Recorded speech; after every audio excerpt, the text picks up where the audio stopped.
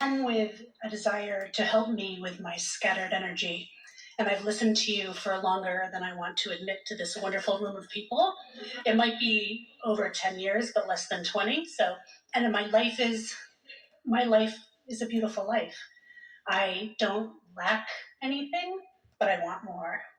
And I feel like I have satisfied with what is and eager for more. Yes. It's a perfect stance. That's where I am. And I feel that because when you need something, you're under the influence of need. When you're satisfied, then you're under the influence of alignment, and then the distance from where you are to the delicious new is simple. Yes. Yeah, and I have felt both places. Yes. So to be in a place where I am appreciative, and I do what you have talked about. I'm at the beach every morning with my dog. I'm so lucky. I live in Maine, so I go, this is my favorite beach and my favorite sea glass and my favorite ocean and my favorite dog, and I just sort of dance around and people think I'm nuts. But I am living a beautiful life, but I feel that because certain things haven't come into my manifestation, that I must be a little scattered or lazy with my thoughts, where maybe I am not being deliberate enough or fantasizing enough or being, daydreaming enough. Because I don't have negative things in my life. I'm very conscious of when I don't feel well mentally. I nip it right away, and I listen to you. You're the best energy changer on the planet. I just listen to one of your things. I get out in nature. I go for a walk, and I just shift my energy. But I want to travel. I want to buy a house. I want to help my kids with their wedding. There's things I want, and I'm sort of anticipatory in the waiting for it, and my life is beautiful in the meantime, but I think I must be missing something if these things aren't showing up, because the path unfolds in many little directions, but it never seems to come to fruition. Well, let us just speak some basics of the laws as they are, and then we'll walk through this in a way that you and others will follow and understand, because when you say, or when most say scattered energy, it's as if they think that they have to focus on some specific thing that they want and hone in on it in order to reel it in and bring it about. And so they think their energy's scattered. They're thinking about too many things, and it's kind of like if you've got a lot of things to do and you're trying to do so many things, then you jack of all trades and master of none is sort of the human sentiment about that. And we want to make it very clear that it's not scattered energy, it's contradictory energy. Only a thought about something and a thought in opposition of it that ever slows it down or puts resistance in it. You can be creating hundreds and hundreds and hundreds of things simultaneously, and when you focus toward them, if you're not contradicting your thought about it, then you're setting it into motion, and law of attraction will follow through and it will become a reality. So it's important to understand that it's the contradictory thought that is the only thing that ever hinders anything that comes into your experience. Therefore, if it is in fact true that you're thinking about what you want and you're always feeling good and always feeling satisfied, and yet some of the things that you think you want aren't coming, then it must be that you don't really want what you think you want. Because if you're really as vibrationally non-resistant as you feel that you are, then you are creating exactly what you put into your vortex. And if what's unfolding isn't what you think you want, then that's where the disconnect is. If you really believe that you've got positive emotion going on all the time and what you want isn't happening, then you don't want what you think you want, which is never the case. What is the case is you don't have positive emotion going on all the time. You're just under the illusion that you have positive emotion going on. And the reason for that is because you are you are comfortable with thinking the thoughts that you've been thinking, and so they feel normal, not necessarily in alignment with desire. And that's the reason that we are commenting in a stronger way, wanting to put more emphasis upon your personal realization of whether this is a satisfying thought or not. Now, we know when you're on the beach with your dog, you're satisfied. We know that for sure. But it's possible to be on the beach with your dog, feeling satisfied, and move into an unsatisfying thought. And in fact, you do that sometimes too, even on the beach. And so you don't have to clean up all your thoughts. We don't want you to dig in and try to get to the bottom of things.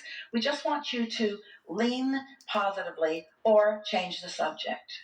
Just don't contradict your thoughts. So, for example, let's take the exact example of you wanting to help your kids with their wedding. What else did you say? Buy a house. Travel. So let's take the kids with their wedding. Are they expressing to you a desire for something that they need that you can't afford? Actually, no. The wedding that's happening next year, we're okay with because we only have to do the rehearsal dinner. But the future, I have 3 other kids. I'm just thinking my daughter, our general financial situation right now wouldn't support 4 weddings. That's just a thought.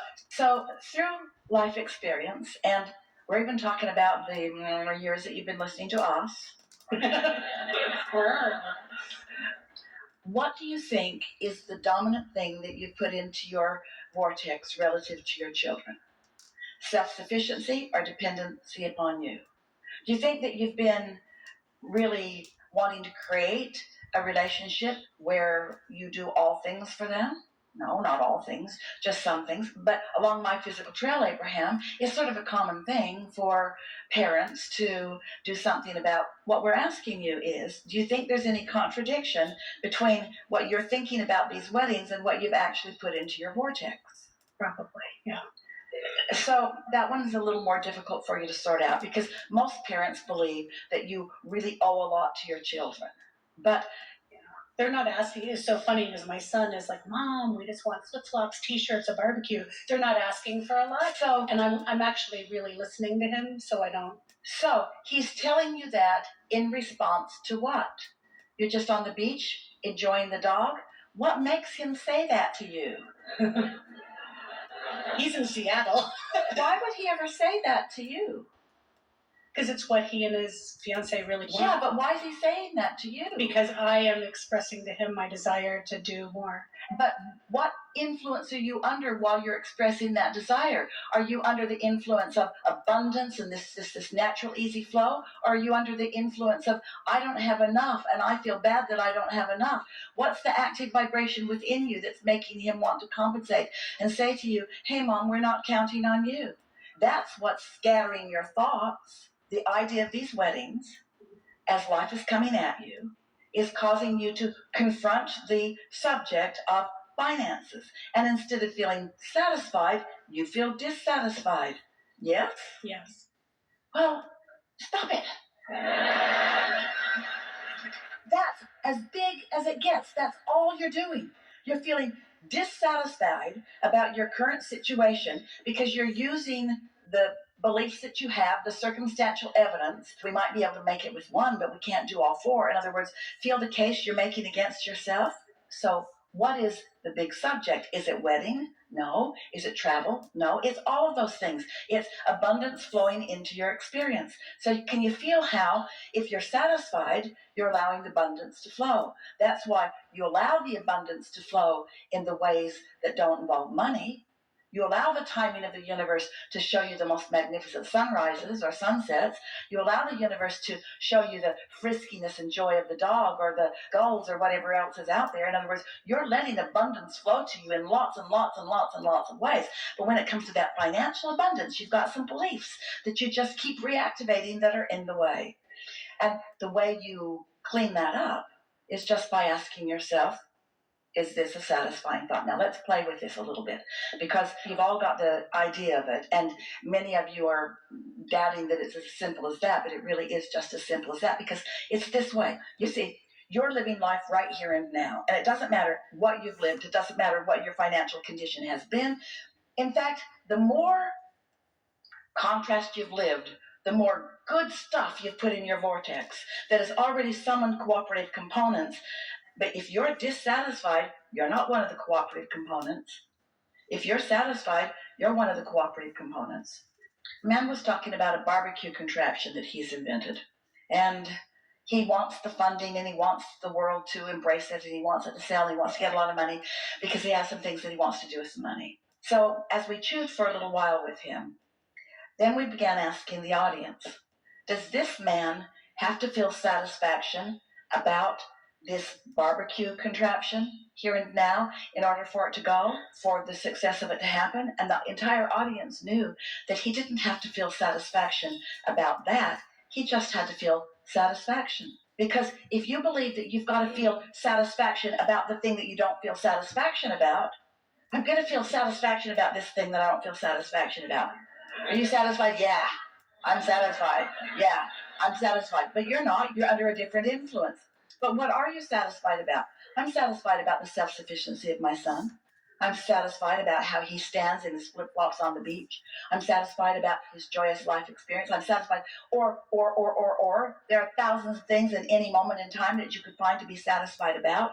And when you decide that the name of this game is to lean in the direction of this influence, what influence are you wanting to be under? Really, friends, you are the only uncooperative component in the desires that are coming into being for you. Ooh, little by little, you said, I'd like that, I prefer that, I'd prefer that. Law of attraction gathered them as cooperative components. And you know what? All of your desires, hear this, all of your desires are cooperating with each other.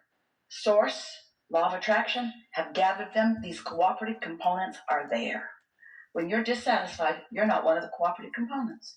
So you can't be in a place where you can receive the impulse or the train of thought that will lead you to where you want to be. Sometimes you think, well, I don't really want to be under the influence, so I'm led. I just want it to happen and I'll just show up later. And we say, well, that's the biggest flaw that most humans believe. You are creators and you want to create. And the only satisfaction you're ever feeling is when you have asked for something and you're letting yourself move toward it. You've got to be under that influence and moving toward the magnificent things that you put into your vortex little by little, or you cannot feel satisfaction. Yeah, the unfolding. I've been in situations like I do photography, and I have stepped that up a bit, and I've made greeting cards and I did a calendar, and the unfolding of that process was so much fun. So I understand that concept. I don't want, a sack of money, not that I wouldn't mind, being dropped at my feet, in the sense that I understand as you say, how the path lighting up and how fun it is to see everything fall together. Now, wait a minute. If a stack of money dropped at your feet, you're driving down the road and the armored car doors open and the money falls in your path, are you telling us that you could just scoop it up in your car and you would be satisfied? No, I'm saying you'd go to jail. I go to jail. Or if I won the lotto, it would be lovely, but it wouldn't be as satisfying as my life unfolding. Oh, we don't mean that at all. We think winning the lottery could be a very satisfying thing. We're not trying to get you to not want the things that you want. We're just showing you how you get there. So if you decide that you're going to win the lottery and you can't conceive of that and you know the odds of that, and so your own thoughts are working against, that's what you're calling scattering of thoughts. And that's what we're calling contradictory thoughts to what you desire.